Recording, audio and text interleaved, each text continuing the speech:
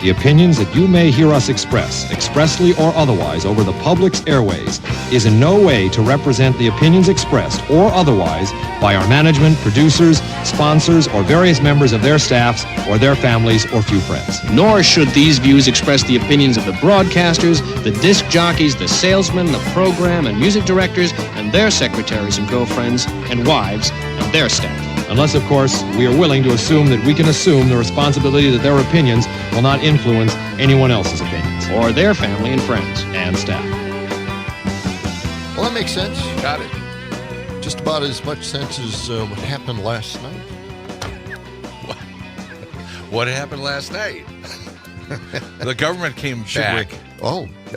They signed papers. And, we were celebrating at home. We were, tipping back a few champagne glasses. Yeah, pop the cork. It was just, what a time for us, I thought, well, it's been long enough. We held the government up long enough. Yeah. And we made our point, We made a complete point. And, of course, we lost miserably. We got nothing that we asked for, and that's fine. I'm used to how Democrats operate. I know how they operate. I know how they think. And, we made our point. Sure. And then they trampled all over us and killed us. Yeah. So that's fine. I get it. But I get it. Got a promise in January to talk about the ACA. They're going to bring the debate to the floor and open it all up, and we're going to work it all out. Yes, I love that promise. Got the promise. Yeah, got it. I've reserved a seat at the table, and I'm sure that they'll have pizza and they'll have refreshments, and we'll sit around the table Salad and bar. we'll talk about it. And I'm sure that they'll see the logic and the reasoning behind all of this and approve a continuation of the tax credits that were put in place during COVID for the ACA. I'm sure that'll all work out just fine. I have no problem with that. What the heck? I have a lot of faith in the Republicans. They have always held to their promises, just like the Epstein files being released. They've always held to that standard that they have where they always keep their promise, damn it. Yes. Yeah. And the Epstein files, they're coming out now, right? Sort of. We're hearing all kinds of things. There'll be a vote next week. I don't know why we didn't have a vote now.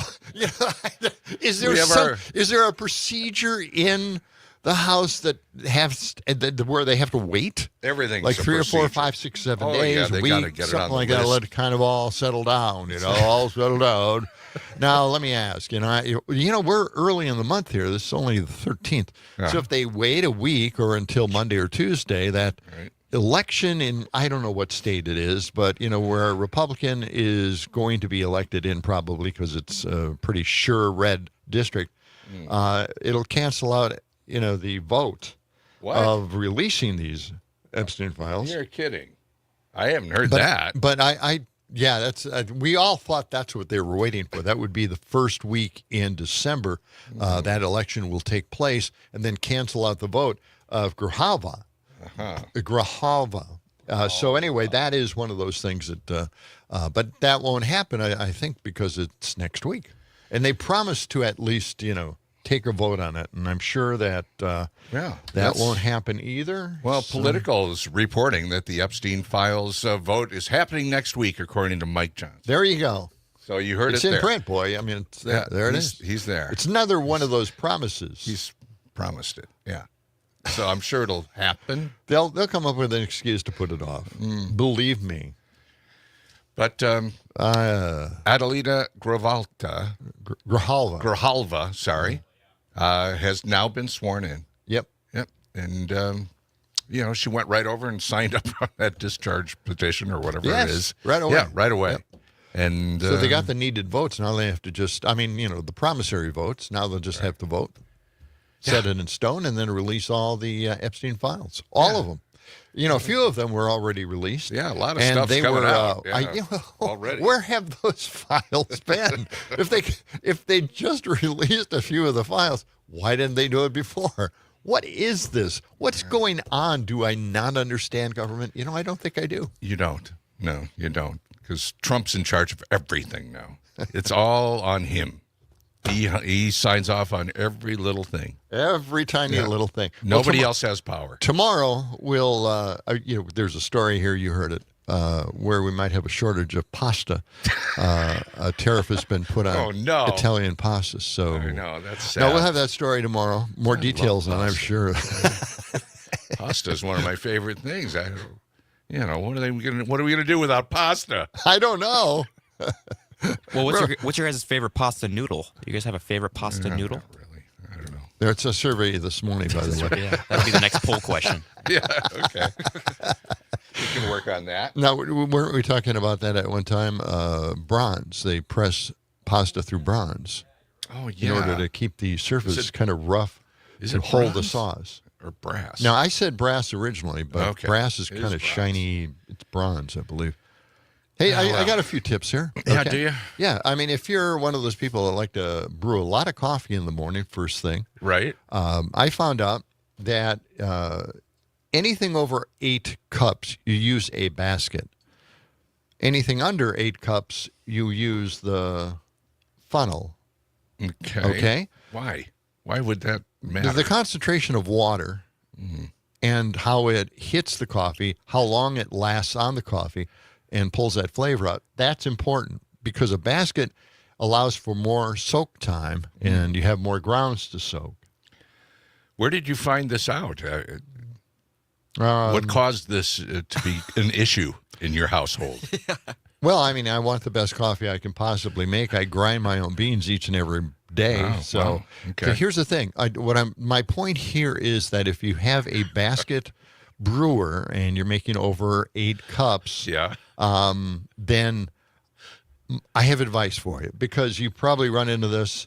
The filter baskets for this, the store brand filter baskets are too short.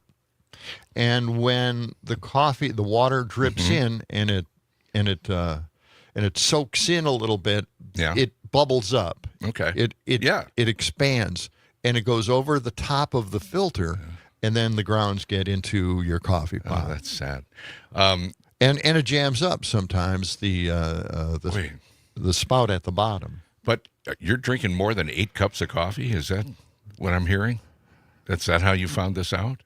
You have 8 cups of coffee in the morning? I do have a partner. Oh.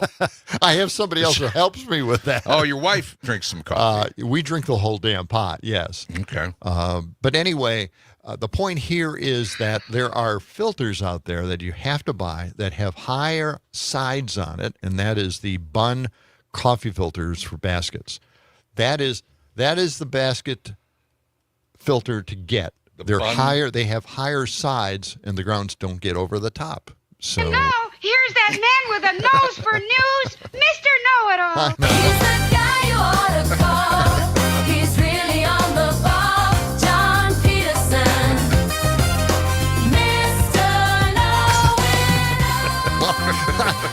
I wouldn't exactly say I know it all, but, it's just something you find out over the many years. I've been doing this since I was 20 years old, looking into coffee and looking into the best ways to brew it and roast it. I was right there at the beginning of the coffee roasting binge that took place. The Steep and Brews and the Victor's coffees where they had their own brewing. That I was there in the beginning in Milwaukee, so I'm very familiar with coffee brewing. I have an announcement. Are you talking to me? What's the problem, pal? I'm here on a mission of mercy. Cup of coffee in the big time, yeah. Cup of coffee in the big time. Put that coffee down. You don't know what you're talking about, do you? Mm-hmm. So there you go. Anyway, my tips: coffee top, Bunn basket filters. Thank you. Higher sides on it. Coffee won't get over the top of it and jam up your machine. Good to know. There you go. All right. I've been waiting to tell that story for... No, not really. By the way, it's John and Gordy, 92.7 WMDX. Good Did we forget to mention that? We did. Yeah. Thursday morning, November 13th, almost halfway through the month. And weather for today, starting out at 35 degrees. It's balmy out there. High near 53 today. Mm-hmm. It'll still be breezy.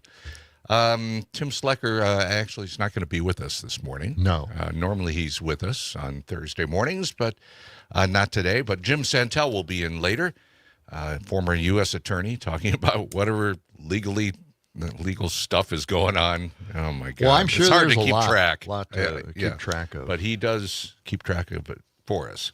Yeah. And then tonight we're going to be filling in for Pete Schwaba on Nightlight.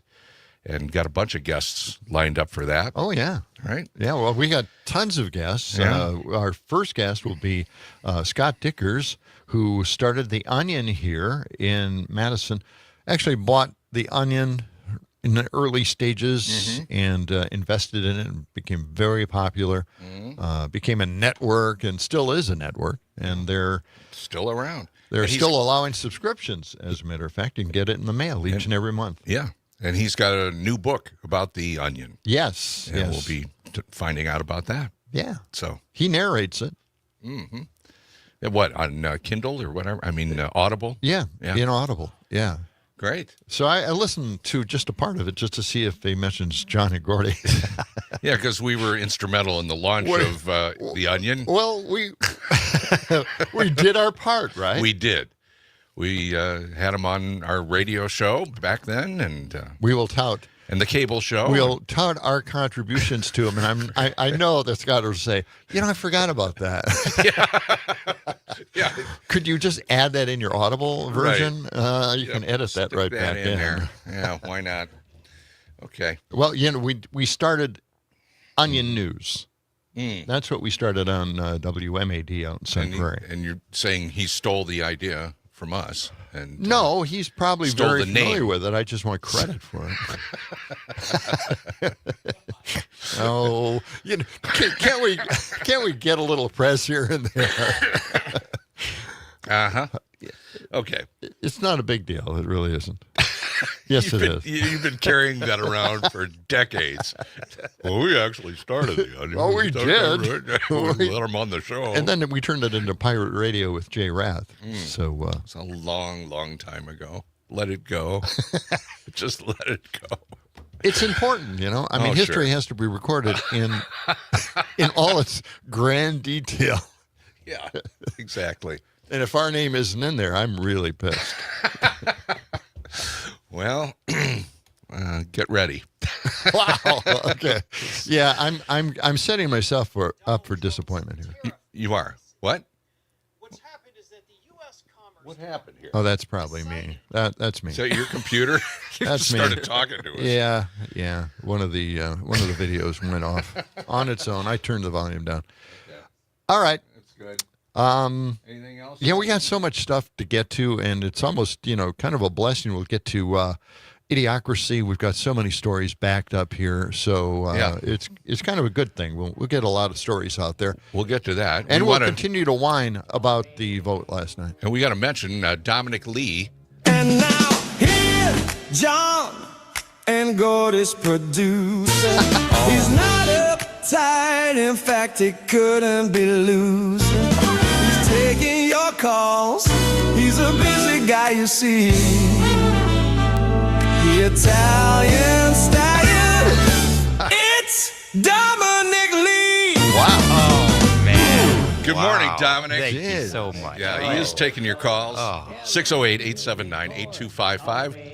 Just getting started on a Thursday. Stay with us for more of John and Gordy. Need a cup, coffee.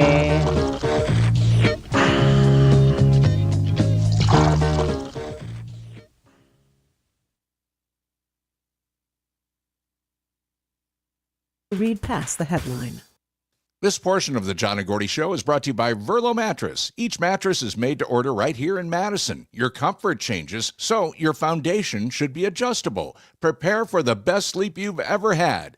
For the biggest dreams, it's got to be Verlo. My name's John Driscoll, proud member of the Patriotic Millionaires. When I was CEO at CareCentrix, I doubled entry-level wages. The impact? Productivity went up, turnover went down, and the company was successful. When employees are off the clock, they're real consumers, the consumers that drive the economy with their spending. By paying employees a fair wage, we're actually helping out all of us in giving our economy the best chance to succeed. I'm John Driscoll, I'm a patriotic millionaire, and I approve this message. Do half the residents in one rural Wisconsin county receive food stamps?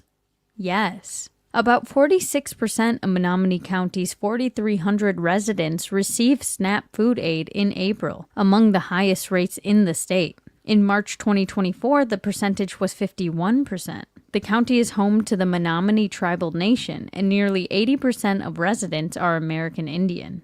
SNAP is the federal food program for low-income people, formerly known as food stamps. The program cost $100 billion in 2024, or 1.5% of the federal budget. President Donald Trump's big bill is projected to remove 3.2 million people from SNAP. I'm Trisha Young for Wisconsin Watch. Fact Briefs are bite-sized fact checks of trending claims produced by Wisconsin Watch and GigaFact. Learn more at wisconsinwatch.org. Hearing loss is frustrating. If you're not sure what others are saying in conversations because of loud background noise, why not call Madison Hearing Aid Center? 608-249-4077 is their number. They offer fast and flexible appointments. Talk to Jim or Sarah. They're helping people change their lives with better hearing. Get a free hearing test online at MadisonHearingAidCenter.com. That's MadisonHearingAidCenter.com, 4706 Cottage Grove Road in Madison. Tell them John and Gordy sent you.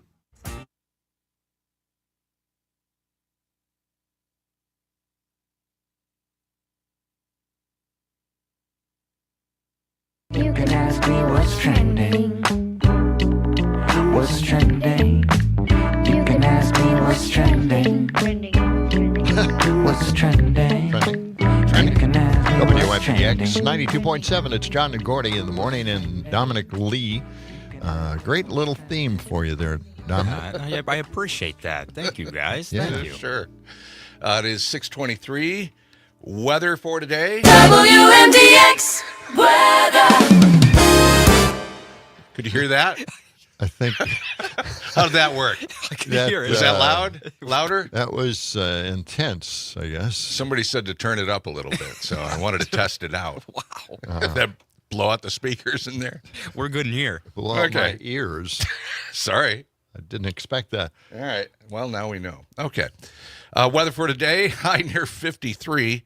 Right now it's 35 degrees. We'll see a mix of sun and clouds for today. Okay. All right. What's trending, John? Well, what's trending is this is an interesting kind of thing that's happening. You know, solar panels are out there in the great grasslands of our nation. You know, they're absorbing all the sunlight and turning it into electricity to light our cities and our homes. And that's always nice. But here in great Wisconsin, you know, we've got fields, we've got pastures, we've got places to grow food, right? And we don't want those solar panels out there. I mean, that's just outrageous. Yeah, I'm just not really. you know, the Republicans. I think they're kind of cool. Well, yeah. The thing is, you know, unless you're flying above the field, you really don't see them.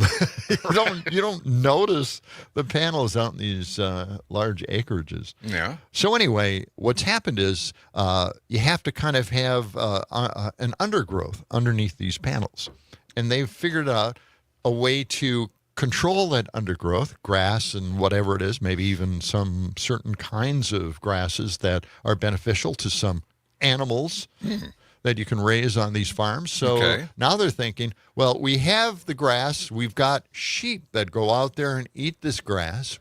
Why not exploit that and start using sheep on our kitchen tables? Serve up sheep meat. Sheep meat? Yes, yes. People are starting to turn to sheep meat, lamb. Well, lamb is too early. Of course, I stay away from that. You know, it's not great. You know, they keep these lambs in these little bins and never let them out. Oh, it's sad. You're familiar with that, right? No, not really. I never really wondered about Do you ever drive by these farms where they have all these white little cubicle things lined up? They keep lambs. That really? Yeah, it's cruel. That's sad. But cheap. Yeah. So anyway, that they're thinking about using sheep now for meat products instead of course, beef is very difficult to get a hold of.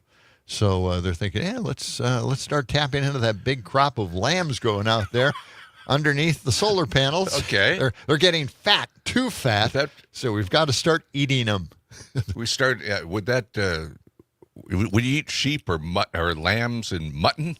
Is that mutton? I don't know. The thing is, I always think of when I think of lamb, I think of the smaller creatures. Right. Yes. Yeah. Right. The young the little sheep. lambs. So, like Mary had a little lamb. I think maybe lamb is just the general way of describing it for sheep meat, right?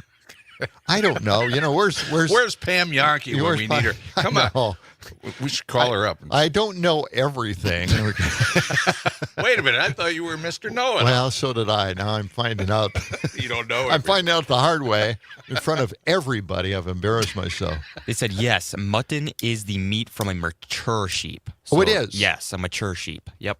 Excellent. Okay. So now we know. All right. Yeah. Okay. So anyway, mutton is going to be something that everybody will have on their table. Mutton. Sounds like something from the Dickens era, Let's put some mutton on the table. Bring the mutton. There'll be new mutton stores all over the place. Mutton are us. I can see it now. Mutton's in a minute. Mutton's in a minute. I like that. Yeah. John and Gordy's Mutton's in a minute. There you go. We can start a little corner store. There are a lot of open shops down here on State Street. Yes, we could do that. Let's workshop that one. Okay. Or me and my mutton. Me and my mutton. Yeah. What is that from? What? Me and my mutton. What? Nothing. No, I can't. Can you say it on the air? Nothing but mutton? Yeah, nothing but mutton. Nothing but mutton.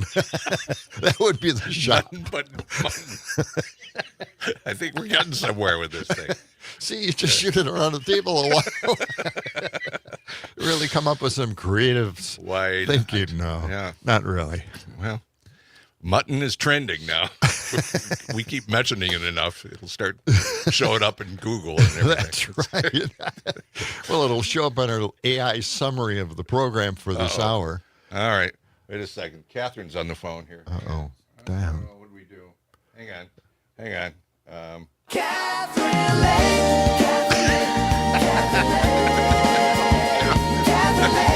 Okay. Morning, Catherine. Is she there? Or she hang up? We've embarrassed. Okay. We spend way too much time on AI. You guys like a record that is just slowing down. Mutton got in your head. I know. Stop talking. Well, we're mystified by mutton. I needed to call and wind you up again. Well, here's the thing. It's starting to sound like a Monty Python sketch here. Mutton. I want some mutton. Mutton. I have mutton to the table. Would you like red mutton or what? I don't know. John. All right, Catherine. All right. Yeah. We're going to join the Midwest Food and Farm Report here in a moment. Yep. And then we'll be back with Idiocracy on WMDX. It's Mutton Day here.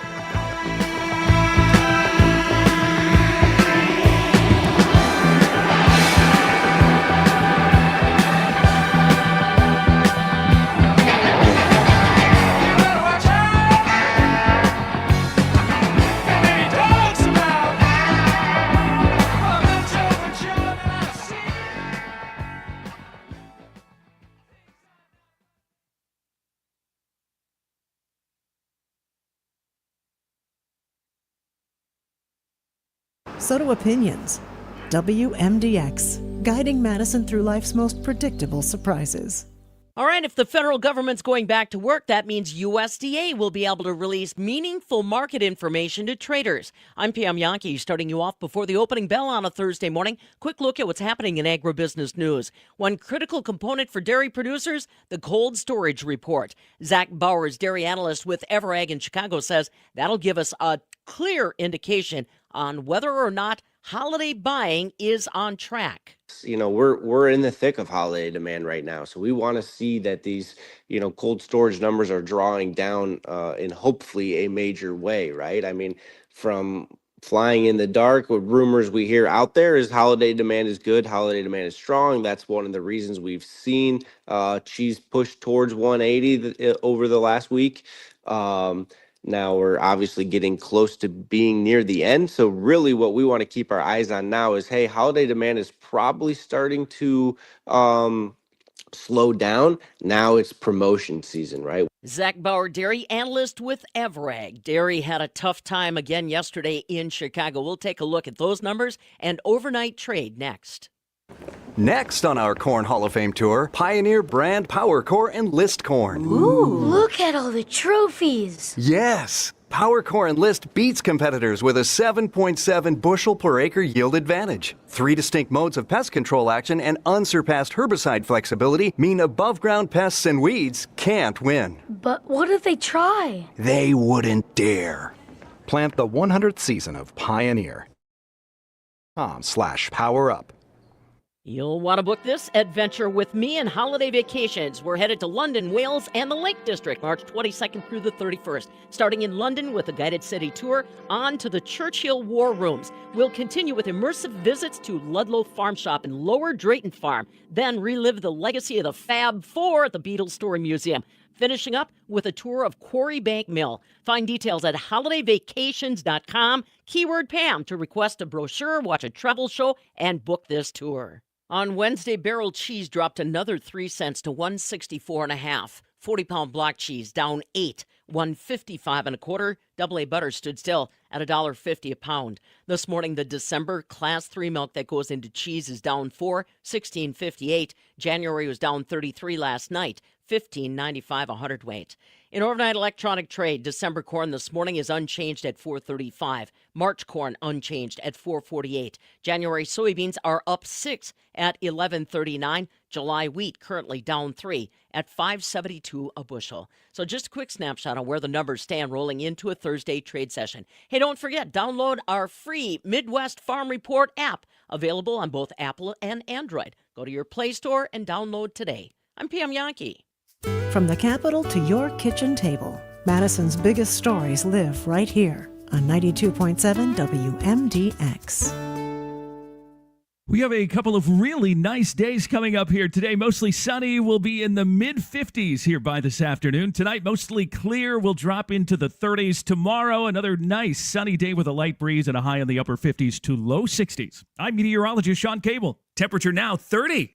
This portion of John and Gordy brought to you by Verlo. Experience the Verlo mattress difference. For a limited time, purchase a mattress from the V3 collection and get a free upgrade to an adjustable foundation. American-made, locally crafted, right here in Madison. Come shop at Verlo and sleep well tonight. Hey there, Wisconsin. Tom Hartman here. Democracy is not a spectator sport, so join me each and every weekday right here on Civic Media for the Tom Hartman program from 11 a.m. to 2 p.m. Covering the news of the day and sharing ways for you to get off the sidelines and get active in your community, because change starts with you. Get involved and tune in to the Tom Hartman program Monday through Friday from 11 a.m. to 2 p.m. right here on your local Civic Media radio station.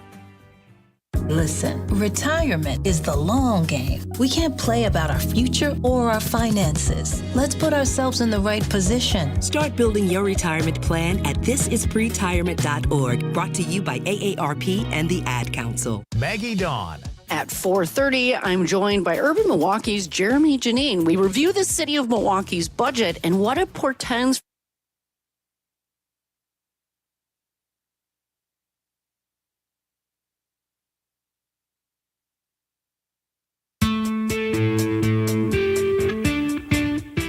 As the 21st century began, human evolution was at a turning point, a dumbing down. Thought I am so stupid. Stupid, foolish, gullible, doltish, dumbbell, lame brain. I'm an extremely stable genius. Okay. It's all fake news. It's phony stuff. It didn't happen. You are fake news. That's the best stupid thing I've ever heard this week, man. Idiocracy. For the smartest guy in the world, you're pretty dumb sometimes. You know, I have to question whether he's that dumb or not. He seems to be winning an awful lot here. You know, winning. And people, for some reason, believe everything he's saying. He has never said the truth yet since he's been elected. And prior to that, obviously. He's consistent. Yeah, he's very consistent, but you know, it works. I know it's shocking stuff, isn't it? It just doesn't make any sense at all. So, you know, I don't know. It is 6:36, 92.7 WMDX. We're talking sheep this morning. And mutton. Okay. I'm hearing sheep. Yeah, in the background there.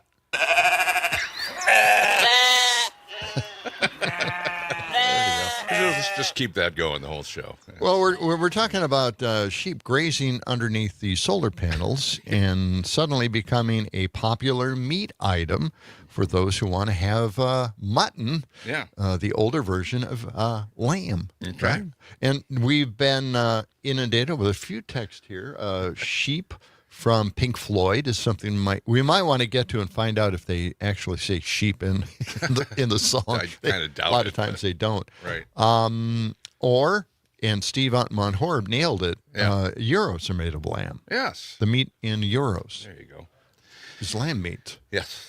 We completely forgot. So I guess maybe we can't corner the market. Muttons are us. Oh, okay. That's a good ring to it. I think that would work. Yeah. Okay. Hey, The Godfather of Green Bay. We've been talking about that. We have. We're filling in for Pete Schwaba tonight and tomorrow night on Night Light. Yep. And Pete is going to be in Madison on December 4th at the Atwood Music Hall. We've lined up a screening of The Godfather of Green Bay. Happens Thursday, December 4th, 7 p.m. You can go to our website, WMDXradio.com, and look at the carousel at the top of the page and click on The Godfather of Green Bay, find out more about it. Pete Schwaba directed the film. He wrote it, stars in it, and some of the proceeds will be going to the Dane County Humane Society. The tickets are $10. You can go to Atwood Music Hall for tickets. You can just click on their website and find out about the tickets and order some in advance. All right. Okay? Yeah. We'll see you there. Well, I can't wait. On December 4th. It's going to be a lot of fun. John and I will be there. Oh, yeah. Pete Schwaba will he'll take some questions from the audience after the movie. He's the romantic lead. He is. Yeah. He's going to have to deal with that on the stage. It's the 20th anniversary of the screening of of that movie. Yeah. Of the release. Yeah. There you go. It's great stuff.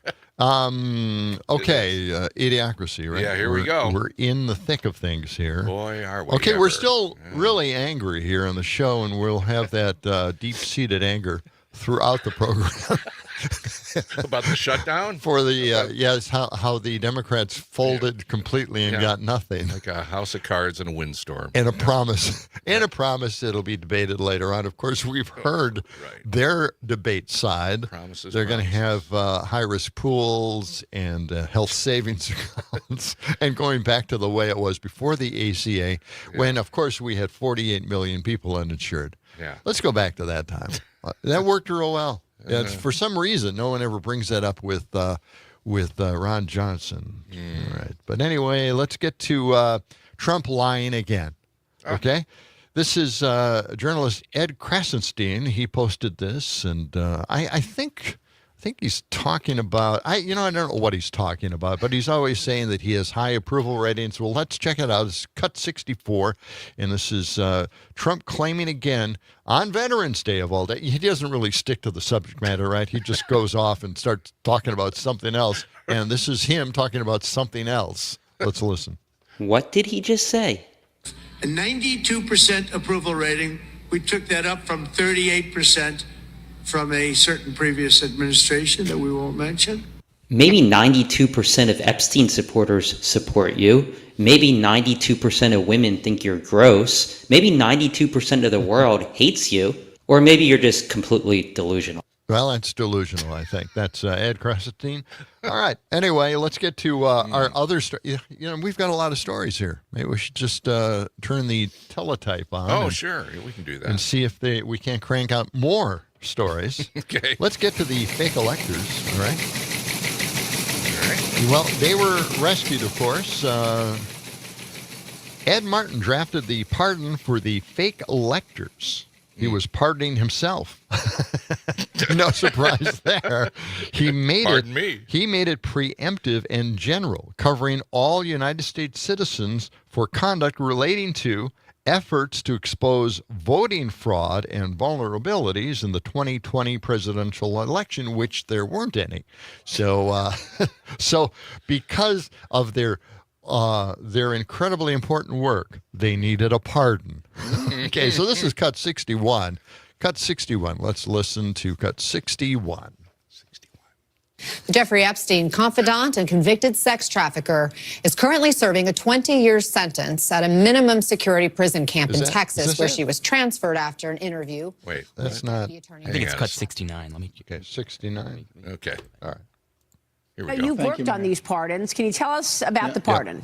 You know, I was watching your program last hour, Maria, and I heard you mention the Russia hoax as an original, kind of when this started, and you mentioned January 6th. Yeah. What this pardon does is help rescue the people who were hunted. The Biden administration hunted the alternate electors who were participating in our constitutional process in 2020, and they were hunted, and their lives were destroyed. And you mentioned the famous people, Rudy and Sidney and others. Most of them are not particularly famous. They're regular people, but they were Trump supporters who believed in the Constitution. So what we worked on here, and the president captured it best, was rectifying a wrong, trying to protect people from, and it was, by the way, it wasn't somebody random. It was deranged Jack Smith who had a plan to target these people, to roll them up, to try to make it about get Trump. So this was a very important set of pardons. I'm really proud to have played a small role in that. And I think across the country, people are realizing if you're hunted by Biden, Obama folks, there's going to be people on your side, and one of them, the leader of the party and leader of the country, is Donald Trump. Is there really anybody who thinks people are hunted? Come on. The thing is, obviously they tried to make it seem like there was fraud in the election, and there wasn't any. And each state had its own research, investigations, and they found nothing. Again, always the same story. And these guys are the heroes because they went after all the fraudsters out there that didn't exist. Yeah. And Ed Martin, who drafted the pardon, pardoned himself. Always keep that in mind. There's an ulterior motive for everything these people do. The megas, they have it. All right, let's get to something that I think, here we go. Ooh, here comes the next story. This is a big story. Boy, look at all that. So I think we need to get the other side here. Okay. We have seen the National Guard go into these cities and rough up people quite a bit. And they have been now being used as law enforcement in many ways. So what we're looking at here are the actual National Guard members and what they think about going into these cities. Yeah. And PBS asked a whole bunch of people, Guard members, anonymously, to tell us what they thought about going into these cities and coming up against Americans just like them. I mean, they went in to be a National Guard member simply because they wanted to help out in emergency situations, which is what they're used for. Yeah. But that has flipped around, and they are not happy. So let's listen to cut number 70. And these are the Guard members according to public radio. I got with some people that I knew were like-minded, and then they knew some other people, and we decided that a chat, like a place that we could express these things with people that are feeling the same way. And was there like a vibe shift at some point where people were kind of looking at what was happening with these National Guard deployments and saying like, wait a minute? I really went to like a dark place when they sent the troops to LA and then eventually DC and now like Chicago. Like every time I see that, it's just like, this is just not what any of us signed up for.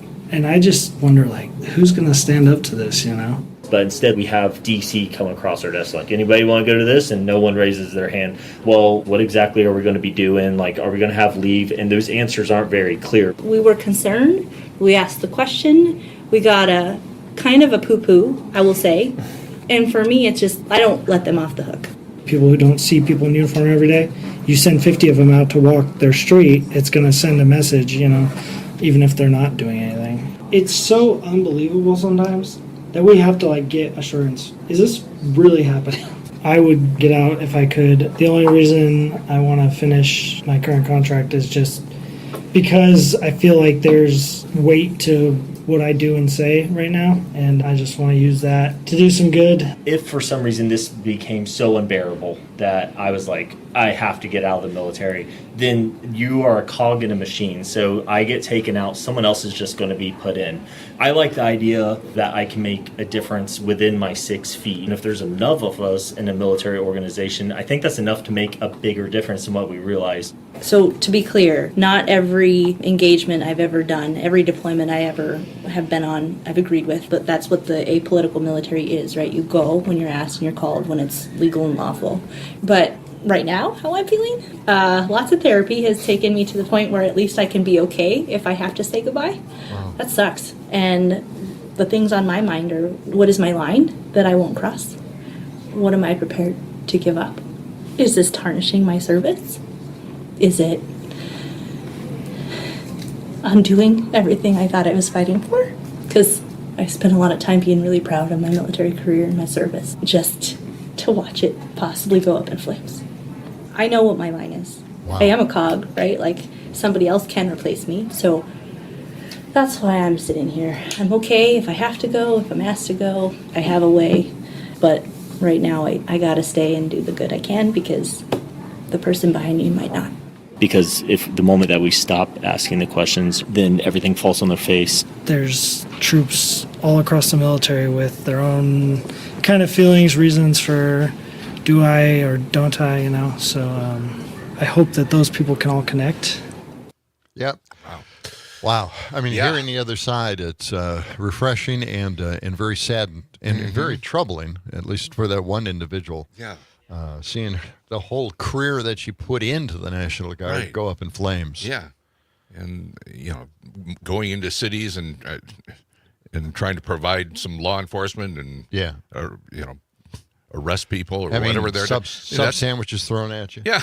Well, it's not what they signed up for. Right. Right. It's not what it's all about. That's tough. Yeah. Anyway. Man. All right. Well, let's get to something else in this. It's also very odd. Well, we just have a minute left here. Oh, yeah. Well, I can't get to that. Okay. Hey, I wanted to mention, we were talking about Godfather of Green Bay. Yes. That presentation on December 4th at Atwood Music Hall, 7 p.m., is brought to us by Downdrins, our good friends at Downdrins Distilling. What a great place to go, too. Oh, fabulous. Yeah. Fabulous. Okay, coming right back with more of Idiocracy for a Thursday morning. WMDX. John and Gordy.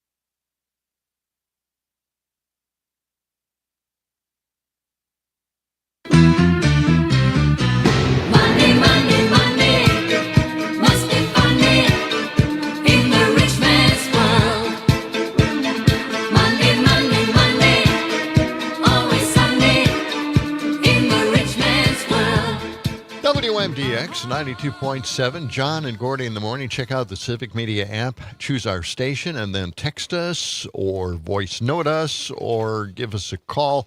Do we have that jingle for the phone number? Dom, I think, has that one. Does he? Yeah.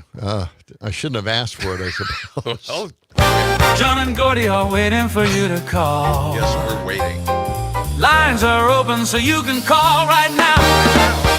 This is my fault. 608-879-8255. John and Gordy are waiting to hear from you. Okay. All right. Hey, we want to remind you, check out our website, WMDXradio.com. We have a new poll question up there. You know, holiday season, everybody's getting festive. All that Christmas stuff is getting out Yes. there. Oh, boy, we can't wait. Yes. Could you just read the last line? Okay. Last line of the You question. don't want me to read the No. lead up? Please the do holiday not read. season in Madison surrounding No, areas? don't read any of that. Okay. Don't read any of it. Just read the Bratwurst last and line. mittens. I Just don't know. get to the question. Okay. How do folks outside of Madison describe the city during the holidays? These are people outside of Madison describing what it's like in Madison during the holidays. Festive and woke, that's at 13%. Wholesome but impossible to park in, that's also at 13%. Yeah, parking's always an issue. A Hallmark movie with zoning issues, 37%. Or somewhere between charming and chaotic, that's at 31%. So that's how they describe the city during the holidays. So People what is from outside the city? What is the name of the website that everybody should go to participate in our poll question? WMDXradio.com. There you go. All right. Okay. Please I'm participate. I only had to say that because it doesn't sound like anybody voted on that since yesterday. So, sorry about that. No, that's okay. All right. You know. But, yeah, you know, I got another story here. Do we have another story? Yeah. Okay. Yes. There we go. That teletype slowed down for a few minutes. Must be the Kicked in cold. again. Yeah, the gears are all gummed up. Yeah. Too cold. All right. It's odd how humane treatment of immigrants is not figured into the new mega warehouse detention centers. They're looking into buying and purchasing all of these warehouses, abandoned warehouses, and Amazon warehouses that they no longer use. Now, I don't remember too many of these warehouse facilities having a kitchen to make food for the immigrants, or maybe showers or something like that Facilities. as well. I mean, they have to have that, all of those particular facilities at these warehouses. You don't just get a warehouse and put people in them. The Trump Authority also recently announced more state-run immigrant detention facilities in Florida, Louisiana, and Indiana, just so you know. All right. Okay. Trump is pledged to slash energy prices in half, right? Yeah. Now, we really haven't seen that happen. It's gone down maybe 3 or 4 cents up and down in the last, 5 or 6 months. Prices on... So it really hasn't changed much. Yeah. And plus, the fuel change as well. So prices really aren't coming down. George Stephanopoulos pressed the fact that electricity prices have, in fact, gone up. So this is about energy prices. Let's listen to what Cut 58 has to tell all of us.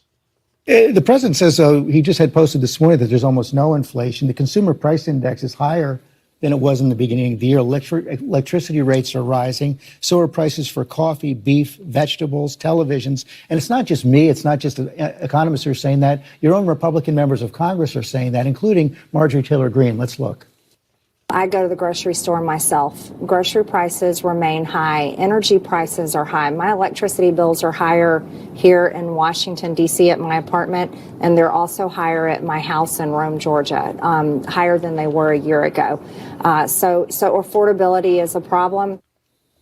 How do you respond to Congressman Greene? Well, George, what I would respond to is electricity prices are a state problem, and I was very interested to see in the earlier clip where the governor-elect of New Jersey said, "Well, I'm going to bring down energy prices." Well, it was her predecessor, Phil Murphy, who took them up. So, look, there are things that the federal government can control.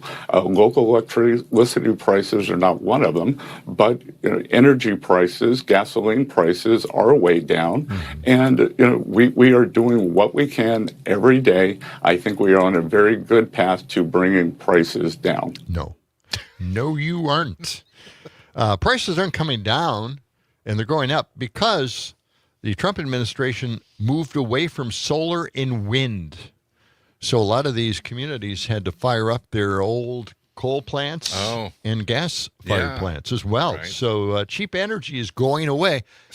Solar and wind are the cheapest energy possible to generate. And that was bringing prices down, even though they had to shore up the infrastructure, provide the power lines. Yeah. But it is cheap energy. And they have done away with that. So let's go back to gas and coal. And prices, higher prices. Energy prices going up. All right. Along with groceries and everything else. I know. And again, just a reminder that we're steeped in anger this morning because the Democrats backed down in the House. Yeah. I honestly did not expect that. I mean, I'm listening to Hakeem Jeffries. He's insisting that they're sticking to their guns. Right. Did he not know that his contingent would back down and give in to the Trump administration? Apparently, there really isn't much hope. The midterms is our only hope. Gee, I feel like that's a line out of Star Wars. I don't know if that's in Folks, the movie. You're our only hope. Okay. 6:59, right around the corner. We've got a news update along with weather and sports, and then we'll be back with more big stories on John and Gordy, WMDX.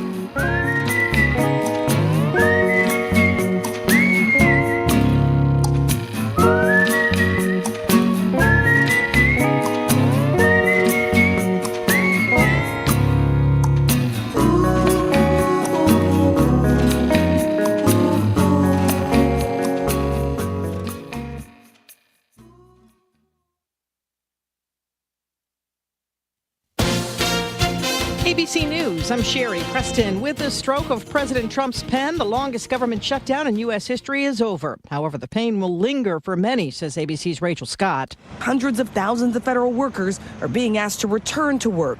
They'll soon get back pay, but federal contractors like Willie Joe Price are out of luck. How much stress, does this put on you to go this long without a paycheck? It's hard.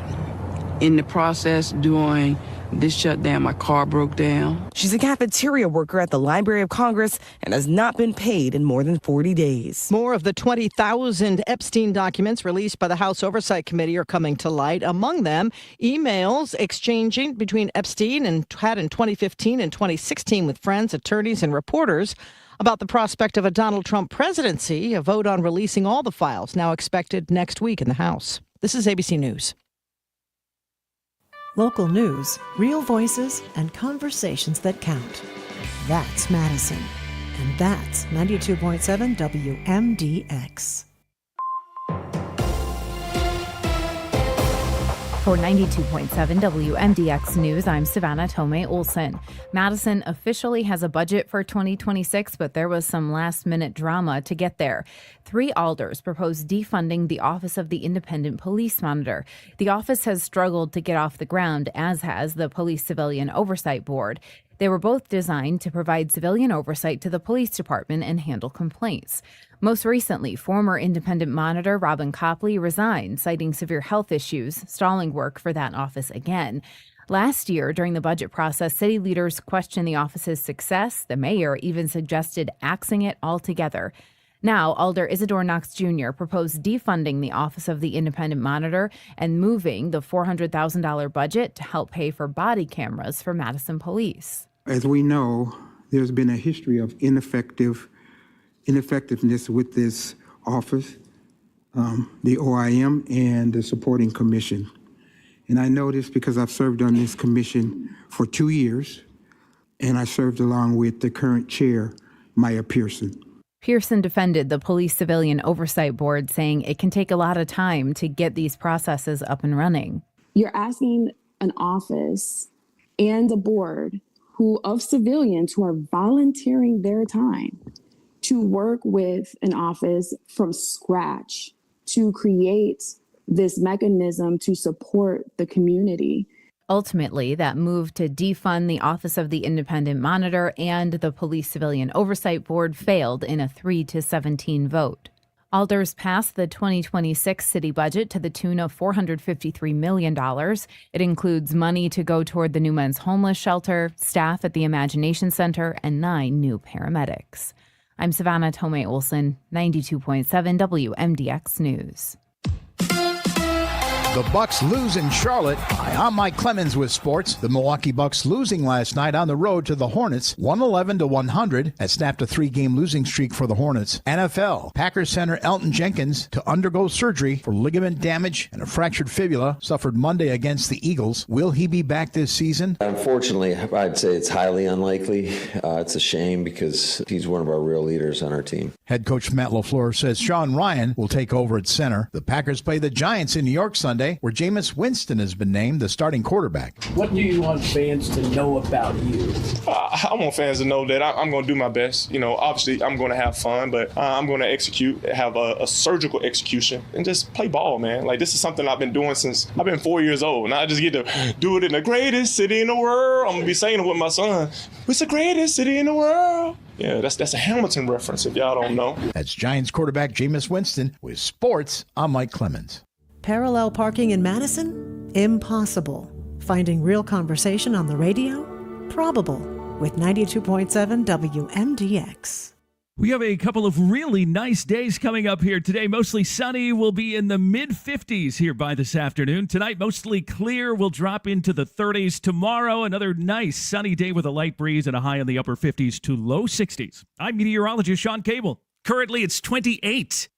This portion of the John and Gordy Show is brought to you by Verlo Mattress. Each mattress is made to order right here in Madison. Your comfort changes, so your foundation should be adjustable. Prepare for the best sleep you've ever had. For the biggest dreams, it's got to be Verlo. The Maggie Dawn Show. State Senator Sarah Kieski, I want to talk about campus closures, especially the UW Baraboo closure. To see these closures keep happening is heartbreaking, and seeing that there's not been an appreciation of not only the importance of this for students, but really recognizing that these are economic drivers in these small rural communities that is having a huge impact. The award-winning Maggie Dawn Show, weekday afternoons from 4 until 6. My Alzheimer's diagnosis was hard to take, but early detection allowed us to take control of the situation together. Talk to your family about seeing a doctor. Go to alz.org/time to talk. A message from the Alzheimer's Association and the Ad Council.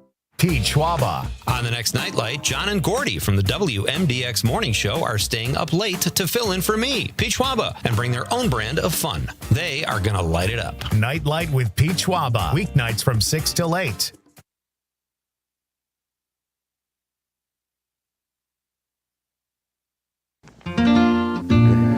Epstein Files, Epstein Files. He's exposed them completely. No denials out of style. Now you're coming off weakly. What's in them so heinous you can't show? Prove you're not transgressed. Sing along if you know the word. Epstein Files, Epstein Files. Yes, they'll haunt you forever. Haunt you forever. WMDX 92.7. I'm in tears already. Doesn't it get you in the holiday spirit? It really does. That's from, Edelweiss from Sound of Music. Yes.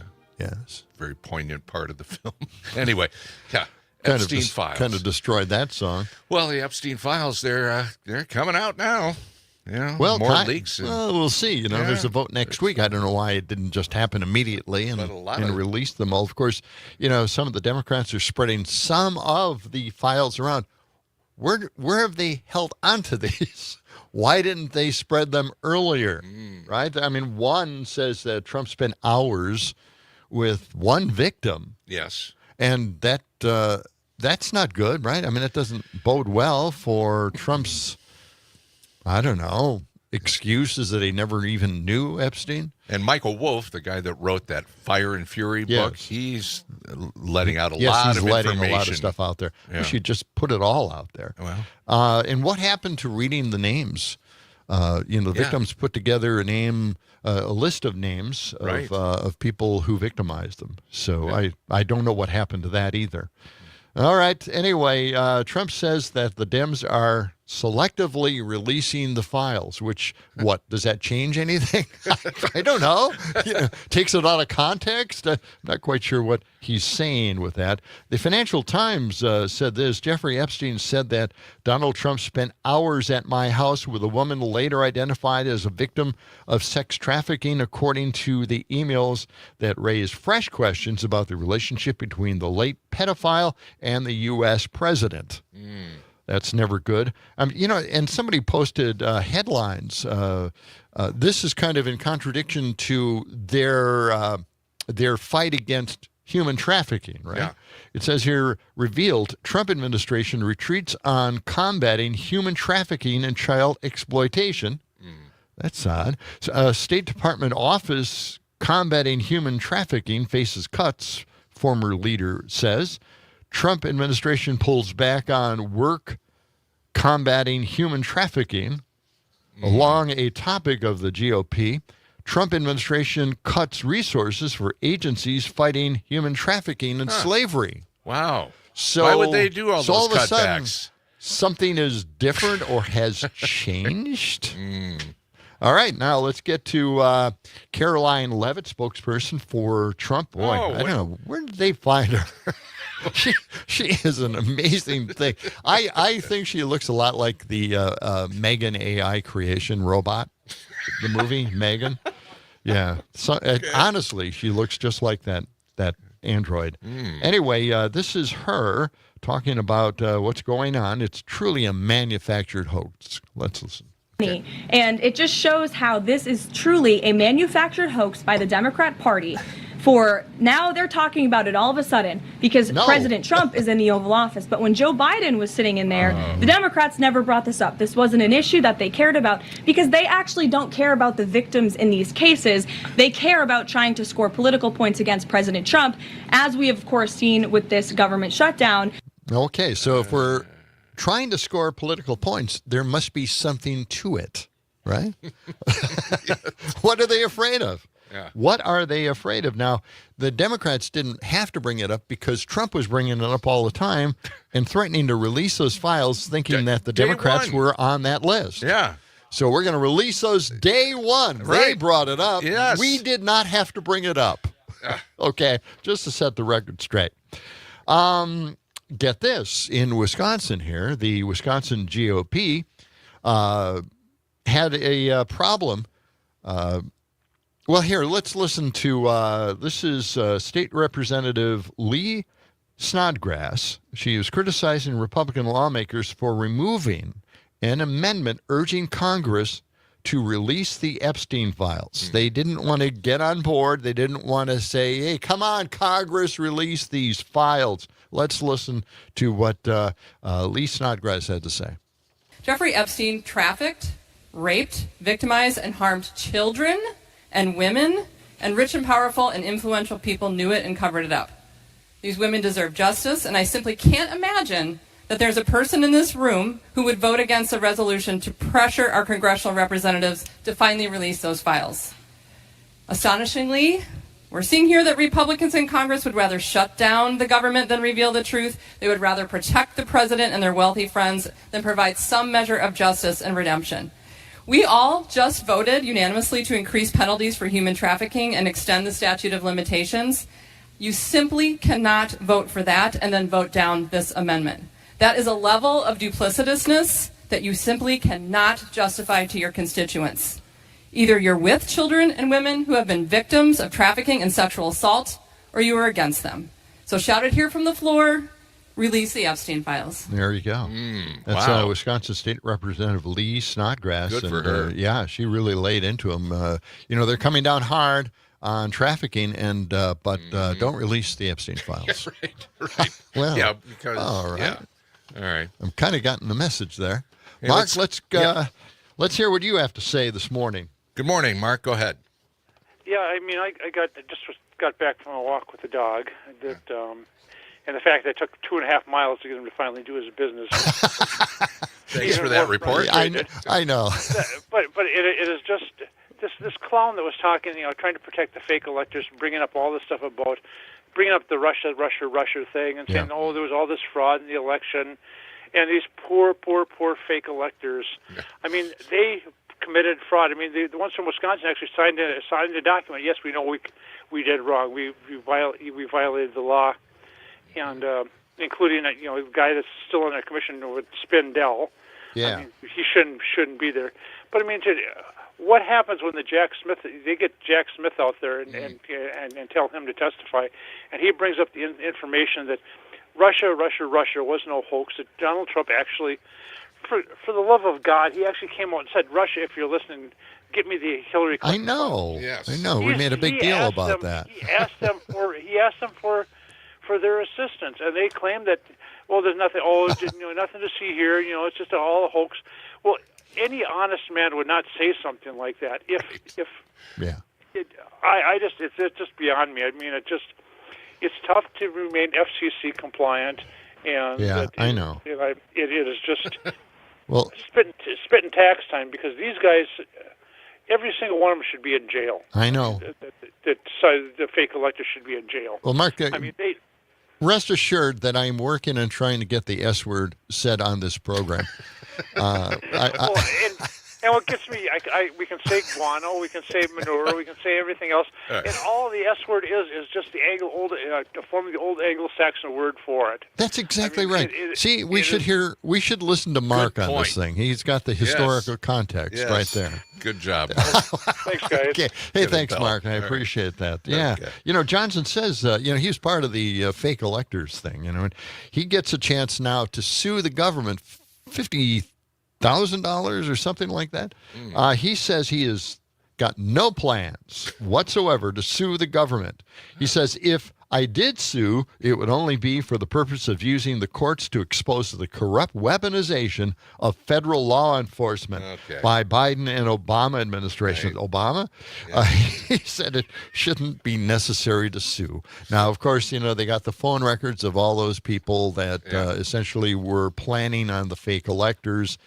Just the times they called. The conversations themselves were not included in any of those records. But it's kind of a crazy thing, And let's listen. We're angry that the Democrats backed down. Yeah, on the shutdown. Yeah, because let's listen to Cut 79 here. I was encouraged that this wasn't going to happen, but let's listen. They promised to put America first. The only thing you guys put first is yourselves. Yourselves and the rich and powerful people who pull your strings behind the scenes. These people don't care. Mm-hmm. They don't have to call the insurance company because their claim was denied. They don't buy their own groceries. If you have a private jet, an offshore bank account, and an invite to Mar-a-Lago, go ahead and support your Republican representative. But if you're a regular person who feels like you're getting screwed over, if you are fed up with the status quo here in Washington that only works for those at the top, this majority is not fighting for you, but we are. Democrats are on your side, and we will fight with you every step of the way against the corruption, the lies, and the BS coming out of this administration.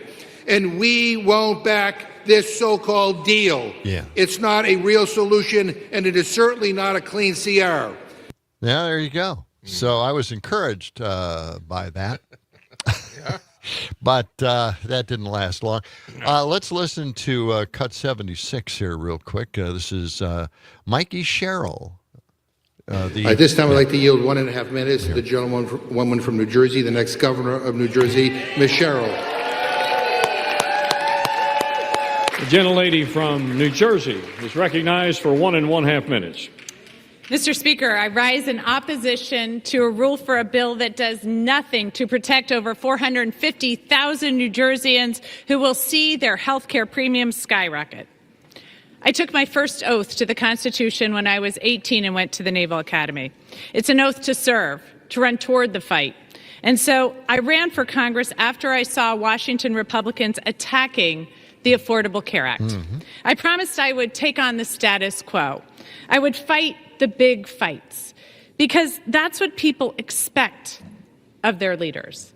That's what people deserve from their leaders.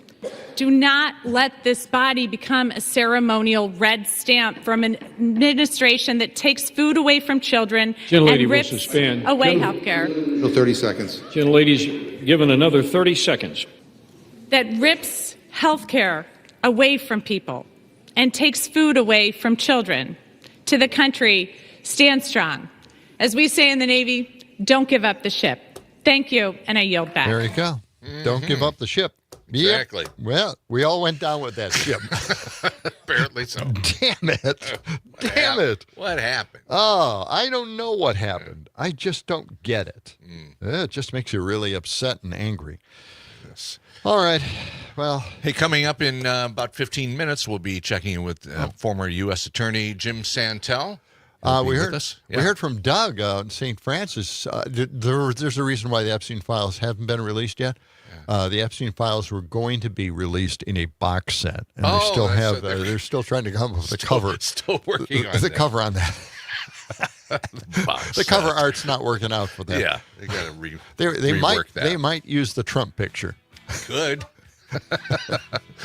Oh, boy. On it goes. 19 past the hour. We'll come back with more stories and more of your phone calls. 608-879-8255. You can also text us on the Civic Media app. Free to download and free to use. Coming right back.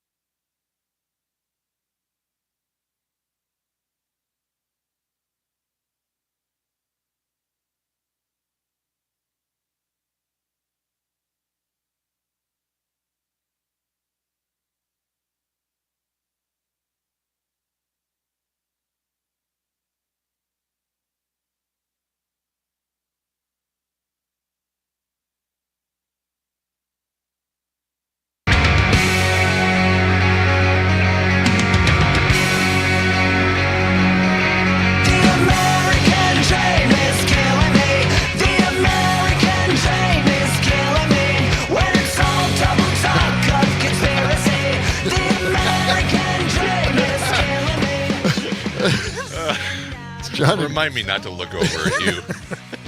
It's John and Gordy in the morning. I'm sorry about that. Jesus Christ. Okay. Yeah, if you could have seen that on YouTube. Wow. Well, all right.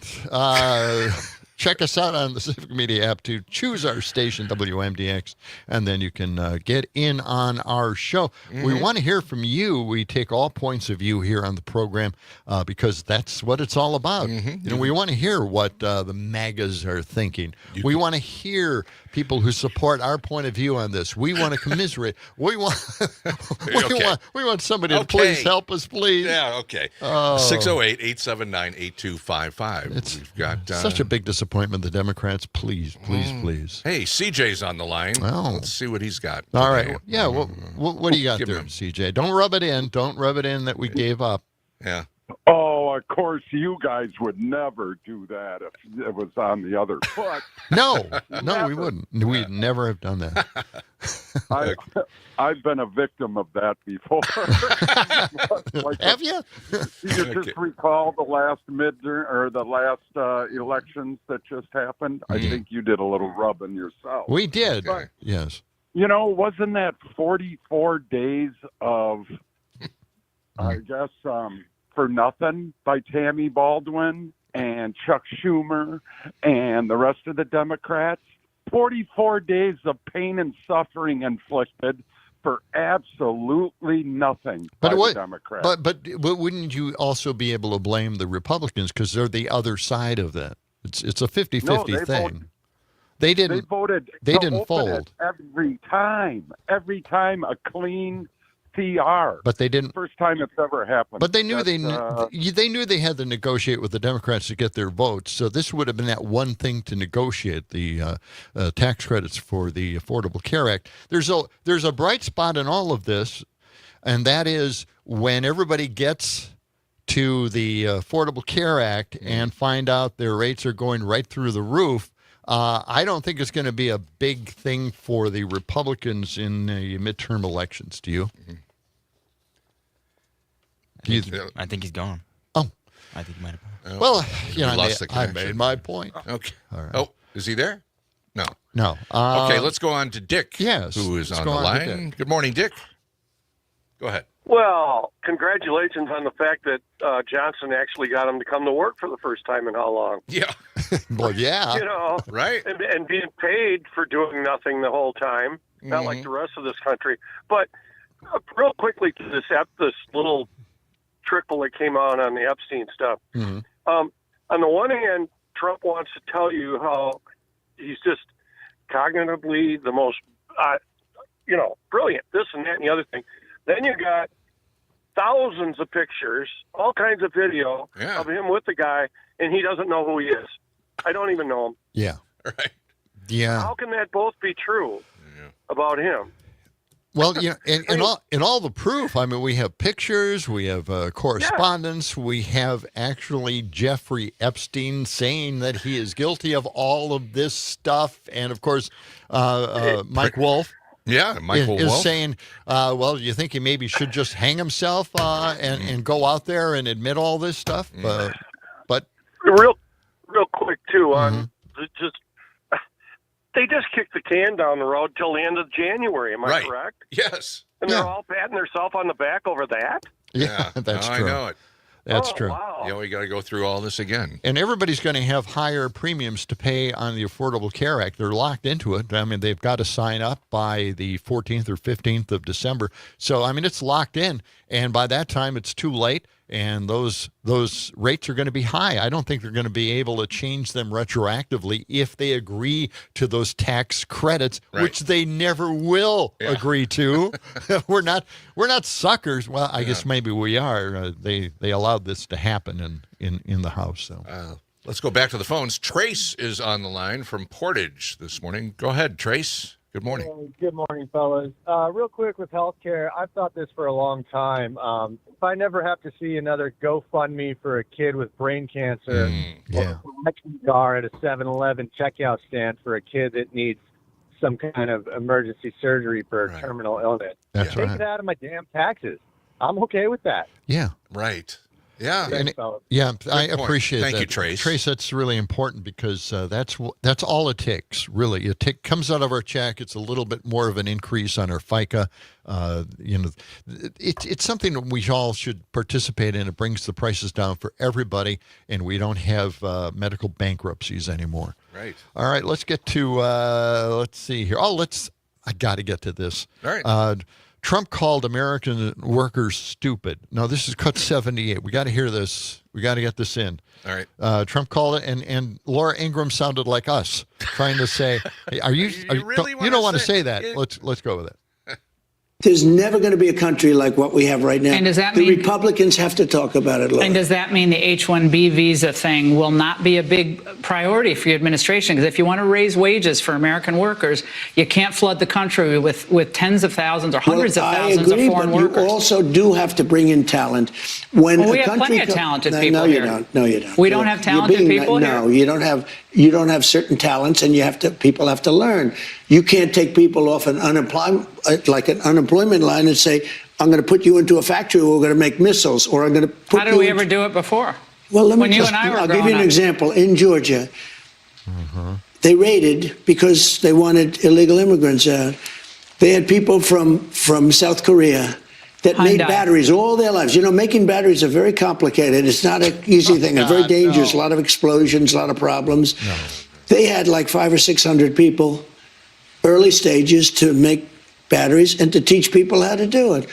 Well, they wanted them to get out of the country.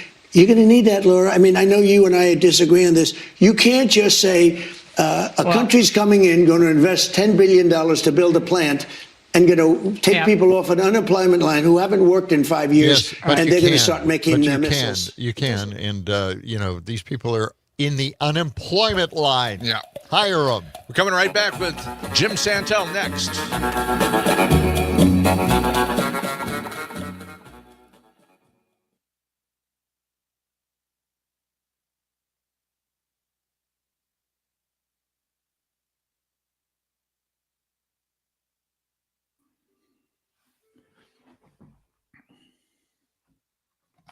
Good morning, Jim. Good morning, gentlemen. How are you today? Well, we're very sad and angry. We kind of lost everything. sad and angry both, and those can live together, right? We can be, be emotionally sort of on the ropes, and also just ready to go out and burn something down too, right? So both of those can live together. Yeah. If you again following up on that, it's just. I was responsible when I was U.S. Attorney for managing the shutdown during the Obama administration, and I mean, if you want to, I can talk about, the practical aspects of that, and beyond that. Again, to your good points this morning with your callers and the fellow who just made the reference to, we're going to do this again in 6 weeks, right? Yeah.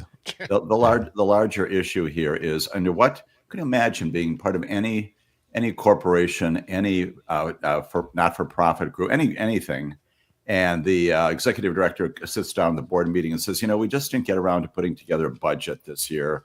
So unfortunately, we're going to have to fire everybody, and we're going to close our this be acceptable in no other circumstance. And it's frankly, again, I've said this a lot, it's a pox on both your houses, Democrats, Republicans.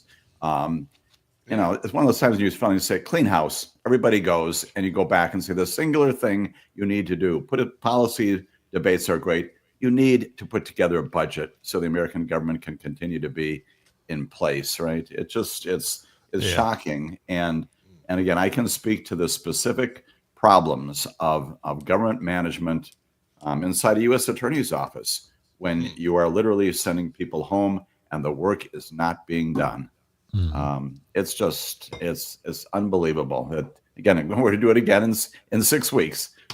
These continuing resolutions, it's just stunning. Yeah, I know. It's and a lot of people. The thing with the Affordable Care Act is that a lot of people will walk away from it. Yeah, they won't have have signed up, and then if it is retroactive and these tax credits do pass, then those people haven't signed up and they won't benefit. This is a disaster They don't know how to run the government at all. Yeah. Well, exactly. Right. It's just, and that's why, once again, we got a chance to, in a year from now, 435 people, 33 senators. We're not electing a president, but, and I realize that's ridiculous to even talk about practically, but on both sides, what are you doing, right? Yeah. We don't have a budget for the United States government in place every September 30th for the coming fiscal year.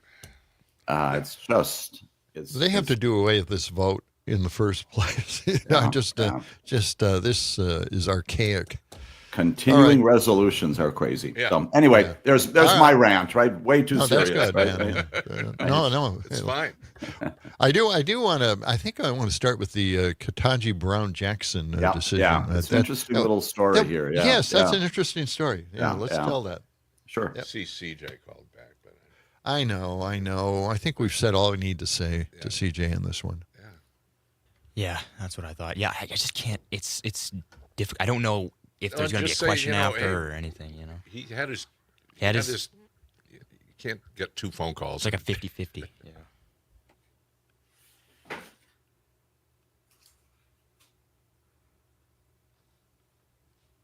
Oh, I want to get to this.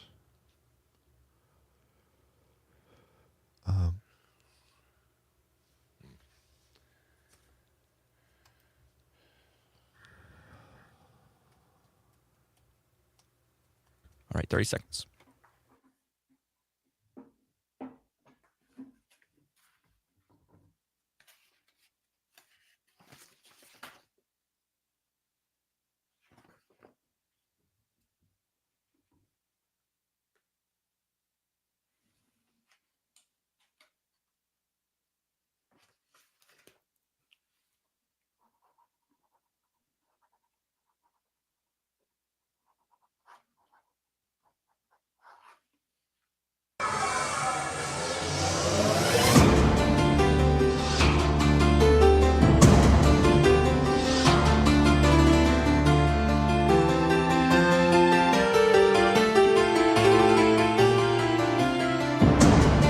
WMDX 92.7. It's John and Gordy in the morning down at the controls. And, we've been talking about the Democrats giving in here. And, it's just a temporary thing, actually. We're going to be doing this all over again very, very soon. About 6 weeks. And we've got, we've got a few responses here. The ACA premiums go up, and the Dems will be blamed for caving.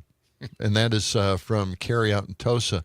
A total no-win situation for the Dems, and they were played. GOP will not keep their promises anyway, and we know that, right? So that's the problem there. And then, of course, Trump was talking about how dumb American workers are. You don't just hire them out of an unemployment line. I thought that's why we have unemployment lines, is to hire people. Anyway, he writes that the people from South Korea were here at that battery plant. They were here legally, and they were bounced out. They were kicked out, and South Korea is not real happy about that. And yes, they were going to help train some of those individuals, but it's not like a class showing them how to make batteries. Right. A lot of misunderstandings here. But anyway, let's get to our guest, Jim Santel, Amicus, a law review. You can hear his program on Saturdays between 9 and 11 o'clock. We have so much to talk about and get to in regards to the law and the legal system that we used to have in this country. Good morning, Jim. Right, Jim? Good. On that happy note, good morning, everyone. Yeah, good morning to you. Yes. We're all kind of surprised at Ketanji Brown Jackson's decision last week about the food SNAP program. SNAP program. So could you fill us in on the details of what she was trying to get to in this? Right. So this comes out of the First Circuit, including Rhode Island. And that's where this district court judge, his name is John McConnell, had issued this order. Saying, President Trump, you need to fund SNAP. You need to go into the reserve and get the monies in place. Do it right now. The First Circuit Court of Appeals, which is the court just above Judge McConnell, tinkered with it a little bit, did not have a time, basically handled it briefly. And then the administration immediately went to the Supreme Court. This is all happening within hours on Friday. And it gets assigned to Ketanji Brown Jackson. Why? Because she is the justice who is assigned responsibility for emergency applications coming out of that particular circuit. Our circuit here in the 7th Circuit, ours is Amy Coney Barrett. So what Ketanji Brown Jackson does, which again, I think surprised a lot of people on the surface, but it was actually masterful. She says, you know what I'm going to do? I'm going to stay this right now, as is before the Supreme Court. I'm going to prevent anything from going forward. For what purpose? So that we can have the Court of Appeals, the lower courts, look at this and make a decision, right? And so it's an affirmation of the process. It's telling the administration, we can't just be emergency applications for everything. And she also buys some time, but she also speeds things up. And she also keeps it away, at least on Friday and somewhat over the weekend, from the larger majority on the Supreme Court that would have simply granted the stay and be done with it. It is still a mess, but it's a procedural vagary, if you will. Regrettably, in the time of Trump and all this, we need to understand that Ketanji Brown Jackson was doing something to preserve the interests of those 42 million people. It doesn't work in the end just because of the timing on all this. And even to this morning, as the government's about to go back into effect, probably all of this mooted, but the administration back to the Supreme Court again just in the past couple of days. It will probably all go away because we now presumably have funding for SNAP. But it's important to recognize what Ketanji Brown Jackson did and what she did not do, which was not abandon this cause. Well, Republicans, the MAGAs, will, say that it wasn't their fault withholding SNAP. It was the Democrats' fault. And yet all the time, Trump was fighting the SNAP program and funding it.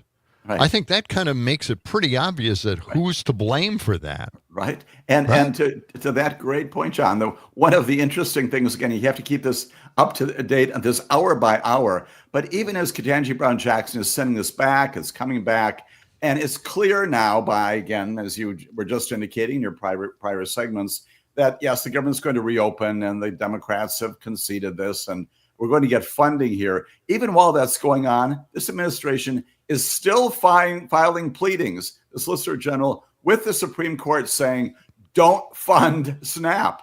Do not do this. And again, in fairness, also saying, well, maybe it's all going to go away with the new funding here, but it's going to happen. And they're still taking the position as hours tick by, no, do not go into this reserve. Do not provide food on the tables of Americans. A stunning reflection of what this administration's position is. It really is. And in talking about the Supreme Court here, they made a decision. They had a little conference. Could you explain what happened during this? Again, they have what are called decision conferences. They had one on Friday of last week. Unfortunately, John, Gordy, and Adam, they do not invite us to be a part of that. They should. Yeah, damn. But they don't. They don't return phone calls, right? So this is a private conference. And I think they did a couple. We know about two things that they did very importantly. One is they said no to Kim Davis. So we're not going to be revisiting a same-sex marriage in Obergefell, basically turned down her appeal. She was the clerk who refused to grant licenses many years ago. So same-sex marriage, privacy rights, that remains in place. Supreme Court says no on that. That's public. They also, however, grant a certiorari. They decide to hear a case involving the mail-in ballots. This one is in Mississippi that has a law that basically says even after Election Day itself, for 5 days after Election Day, if the ballot is postmarked by Election Day, we count it. Basically, the mail's a little slow getting there. We're still going to count your votes. There's a challenge to that. And the Supreme Court said, yeah, let's hear that. And again, it's an indication that when it comes to voting, you may get yet another case. We've got the larger Voting Rights Act case we talked about. Another case, this one coming out of Mississippi, on whether or not the votes of every American, including those in Mississippi, should be counted if they happen to arrive after midnight on Election Day. That's a big deal. And the other one that, again, this is purely speculation, but hey, we do that a lot in America these days, and not without some foundation. We do. Right? That's what we do on this program. We talked last week about and we're just in the aftermath of this major oral argument on tariffs, indicating that probably we've got a majority on the Supreme Court that are going to strike down the administration's tariffs, or at least the way that they're doing it. They go into conference on Friday. Again, this is just speculation. What they normally do is after oral arguments, they would take an initial vote on how those cases are going to go. And then the Chief Justice or the majority justice would assign the case to someone to write up. My guess is that given the decisiveness of this, they may well have voted on tariffs last Friday. And again, given the decisiveness of the oral argument, maybe it's been assigned, maybe it's being written even as we speak. And it may indicate that sometime sooner rather than later, we're going to get that decision. Again, speculation based upon what they normally do at these conferences. It appeared that the vote that they would have taken if they did that would have said, Mr. President, you're out of luck. You're not doing this properly. And so it may have been a huge private day in American history last Friday, maybe written about down the road. We'll see the results sometime soon. But tariffs may have already been decided by the Supreme Court, just waiting to issue their decision once the large opinion and maybe the dissents are written. Yeah, I know that Trump can do other things other than tariffs. There are penalties and punishments for protecting some of the issues or some of the products that we have in this country: aluminum, wood, and dairy. Things like that. We can punish other countries for trying to flood our market with their products. Right. All kinds of things that are available to him. And as we talked last week, it came up during the oral argument. There are other options that he has if he wants to do it. They're not quite as broad as his invocation of this law is. And they're more limited in time and scope. And frankly, if you really want to do this, Mr. President, let's go back to the 8th grade when we used to learn about civics and just say, you know what? I would like to engage let's all say it together, the Congress, gosh, there's an idea, right? The Congress in establishing tariffs. They're the ones who can do it, get some legislation, put that in place, and accomplish it that way. Then you've got carte blanche. Congress wants to do anything with respect to tariffs, taxes, excises. Go ahead and do that. That's what the Constitution says. Do it the right way. And again, if you don't do it under this IEEPA, you do have some other limited opportunities, which again remain even after the Supreme Court decision, whatever it decides. Well, it's crazy, these tariffs. We were talking about it the other day where, the next president isn't going to have a handle on anything that he negotiated behind the scenes. We won't know what to do. That individual won't have any kind of written down guidance in regards to what we've agreed to with all these different countries. It's insane. This guy is micromanaging to a point where apprentices will never know what to do next. Right. What is the inventory? What is our arrangement of all countries, with Canada individually, again with China, all those kinds of things. And here's the other one that I think about even now.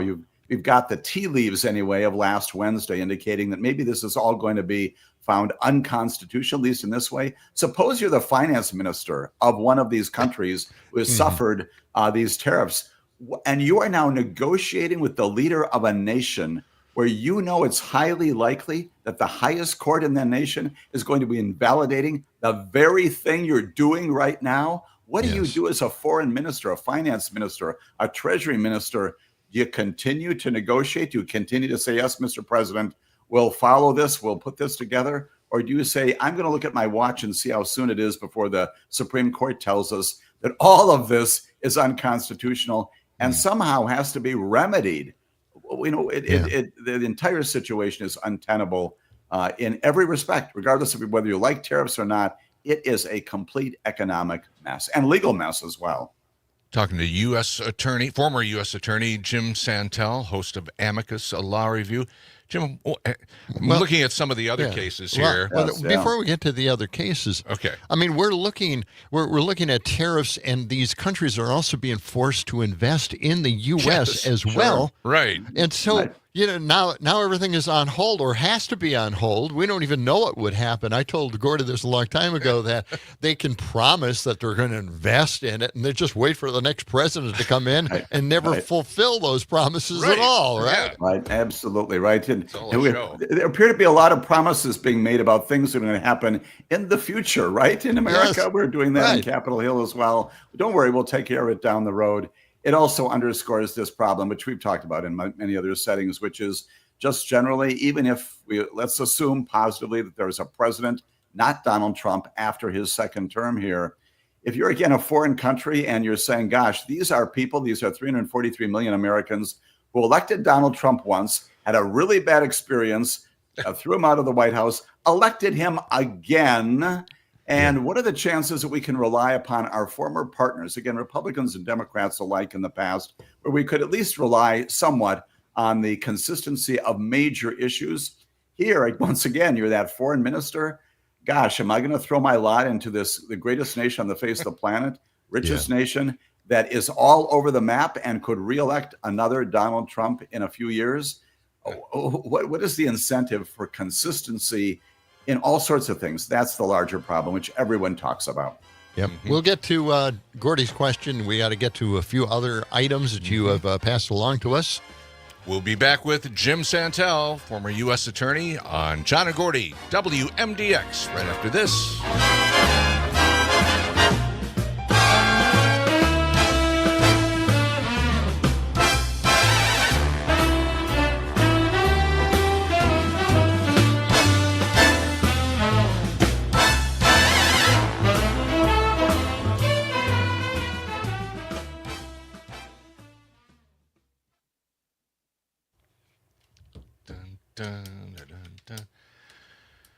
Jim, I just saw this. This was a day or two ago.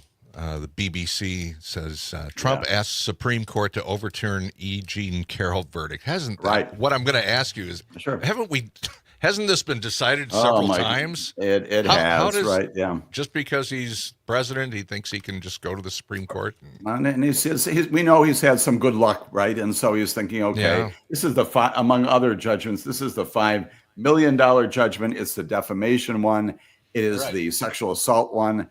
And again, all ruled against him. They've reaffirmed E. Jean Carroll in all her cases and coming out of the federal appeals courts. And now he's saying, okay, let me see if my friends in the Supreme Court will do something with this. It's a Hail Mary pass. They shouldn't even take the case. But once again, lawyers have to litigate this. And again, they have not decided to take it. They shouldn't. But it reflects, again, just on this notion the president thinks he's got the Supreme Court in his hand. Pocket. Boy, does he. God. Exactly. Oh. God. All right. Well, we'll get to that. Certainly. I'd love to have you, weigh in on the dreadlock thing. Sure. I remember seeing the story. I didn't look into it very much, so maybe you can expand on it. Sure. Rastafarian got his dreadlocks cut. It's a terrible, and everyone, of course, is falling over themselves. It's a religious issue. Yeah. It is, and that's really the large point, which is Supreme Court fascinated these days by two or three things. One is religion. The other, of course, is LGBT issues, transgender issues. The third one is Voting Rights Act voting. Right? They're just obsessed with those social issues. And again, you think out loud. Here's the larger point. Who should be deciding these things, huh? Isn't that let's once again say it all together, the Congress? Wouldn't you feel a whole lot better if these things were being resolved? And the reason for it, of course, is Congress can't do anything. They're completely inept. So it's, hey, again, happy days in America, right? Right? All right, we're back in a minute or so. Okay, the fellow's name is Damon Landor. He's a Rastafarian, comes out of Louisiana prison. He's held down, and he's actually goes into the transfer. He's got a piece of paper that says you should not cut his dreadlocks. A court order, and they do it anyway. Oh boy! All right. Well, we'll do that one first. Let's do. Yeah, let's do that. That's more interesting. Yeah. All right. 20 seconds. All right.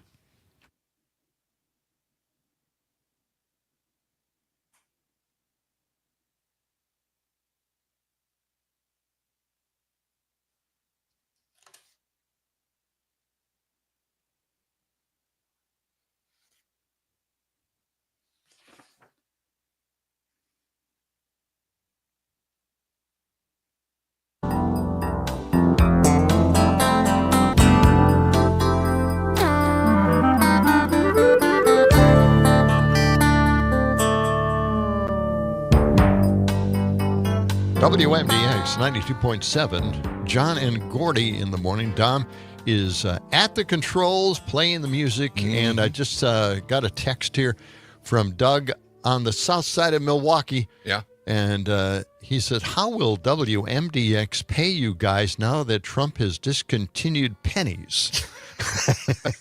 Something to ponder. Yes. Well, you know, I was thinking about that myself. Damn, we'll have to take that up. The thing is, pennies are like made up of zinc more than copper. Yeah. They've copper plated zinc. Isn't that crazy? It is. All right. Anyway, our special guest, of course, is Jim Santel, Amicus, a law review, Saturday, 9 to 11 o'clock. Check that program out. We've got a few more questions to ask, and let's talk about the dreadlock. Yeah, what is this dreadlock case all about?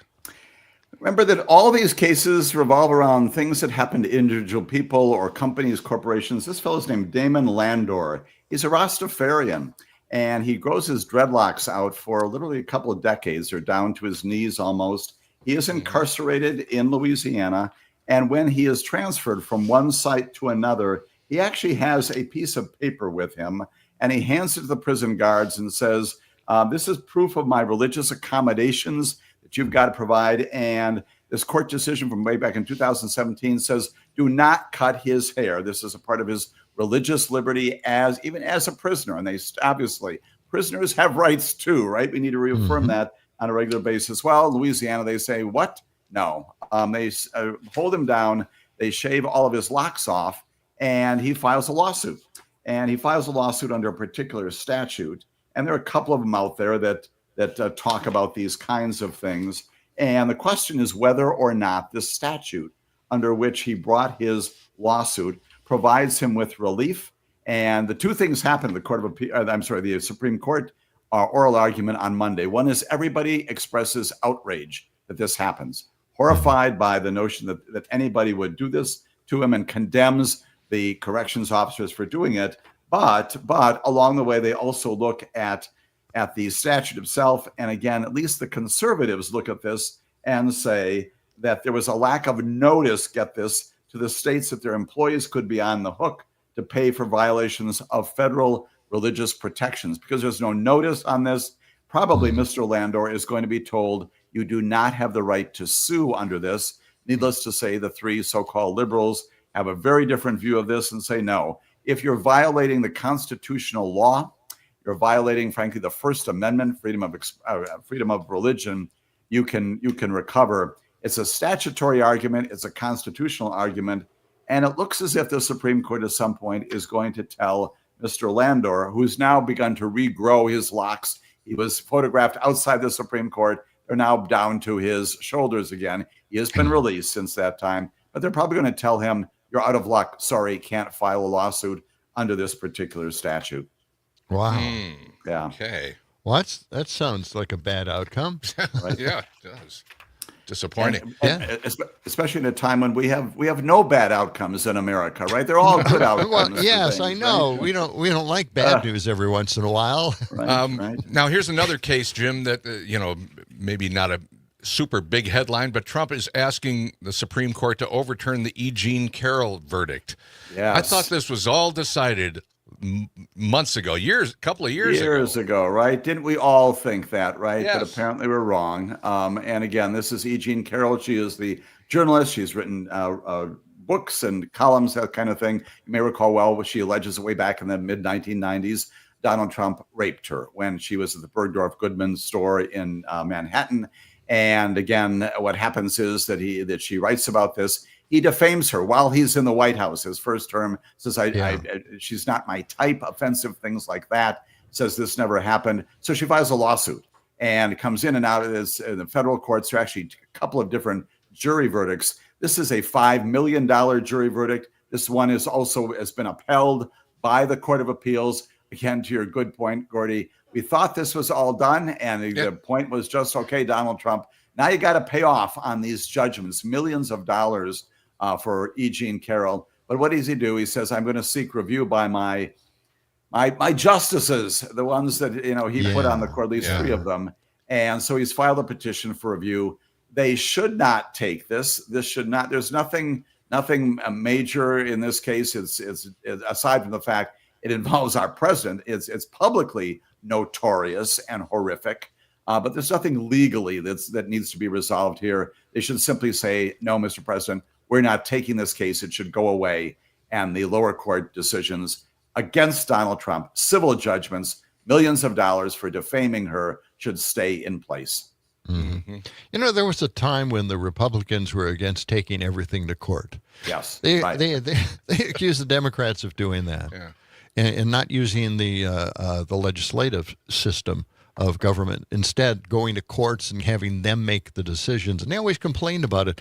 I have a feeling that this administration, more than anything since 2016, has weaponized the courts because, for whatever reason, and we know that Trump hasn't always been rich, he's got the money to go to court and just string these things out. And I think that's what the case here that we're talking about, E. Jean Carroll's case, is all about. Just string this thing out and see what happens. He's got the money to do it. Right. And as we talked before, the emergency docket is just a variation on that, right?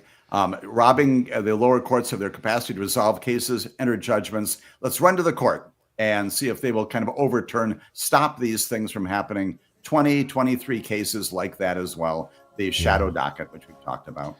Yep. Jim, we have to leave it there. Thanks for joining us. You can listen to Jim Santel Saturday mornings, 9 to 11 on the Civic Media Radio Network right here on WMDX. Always a pleasure to have you in, Jim. Thank you. Gentlemen, have a good Thursday. Well, thank you. We'll be filling in for Pete Schwaba tonight and tomorrow. Tonight, special guest, Scott Dickers from The Onion. That's right. And tomorrow, Pam Yaki will join us, along with Savannah Tomei Olson and a rocker with the Max Inc. preview. Stephanie Miller's next. We hope you have a great day. Wait, I have one more story. What? No, we're out of time, John. Just kidding. Time marches on. Have a great day. Let the sun shine. It's the John and Gordy